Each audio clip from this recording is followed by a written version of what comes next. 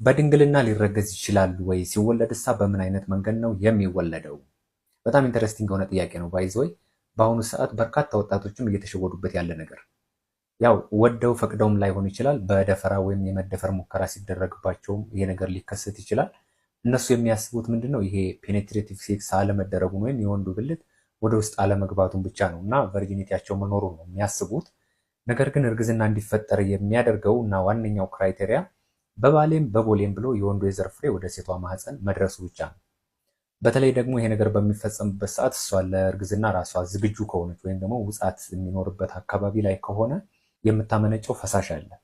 ያ ፈሳሽ የወንድ የዘር ፍሬን ከውጭ በጣም አትራክት ያደርጋል፣ ወይም ወደ ማህፀኗ በትንሽ መጠንም ራሱ ከገባ በጣም በከፍተኛ ሁኔታ ተተኩሶ እንዲሄድ ምቹ ሁኔታን የሚፈጥር ፈሳሽ ታመነጫለች በዚያ ሰዓት ማለት ነው። እናንተ የምታስቡት ምንድነው? ይሄ ቨርጂኒቲው ስላለ ወደ ውስጥ የወንዱን የዘር ፍሬ አያስገባም ብላችሁ ነው የምታስቡት። አሁን በቀላል አማርኛ ላስረዳችሁ።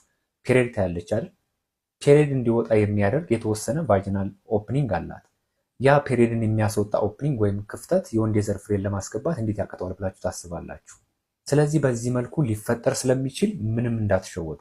ሌላው ደግሞ ሁለተኛውና በምን አይነት መንገድ ነው የሚወለደው የሚለው ምንም ለመውለድ የሚያስቸግር ነገር አይደለም። ሃይመኗ እኮ በጣም ስስ የሆነች ነገር ናት። ለመውለድ ወደ ማዋለጃ በምትሄድበት ሰዓት ያው እጅ ተከቶ ነው የሚታየውና የማህፀን ምርመራ በሚደረግበት ሰዓት ይጠፋል ማለት ነው በዚያ ሰዓት። ነገር ግን ለምሳሌ እሷ ምንም አይነት የማህፀን ምርመራ ሳይደረግላት ወይም ምጥ ሳይጀምራት በኦፕሬሽን የምትወልድ ከሆነ ቨርጂኒቲው እንዳለ ሊቀጥል ይችላል። ልጅቷ የድንግልናን ክራይቴሪያ ታሟላለች አታሟላም የሚለው ሌላ ጥያቄ ነው። ነገር ግን በኦፕሬሽን ቀጥታ ከወለደች የድንግልናው እንዳለ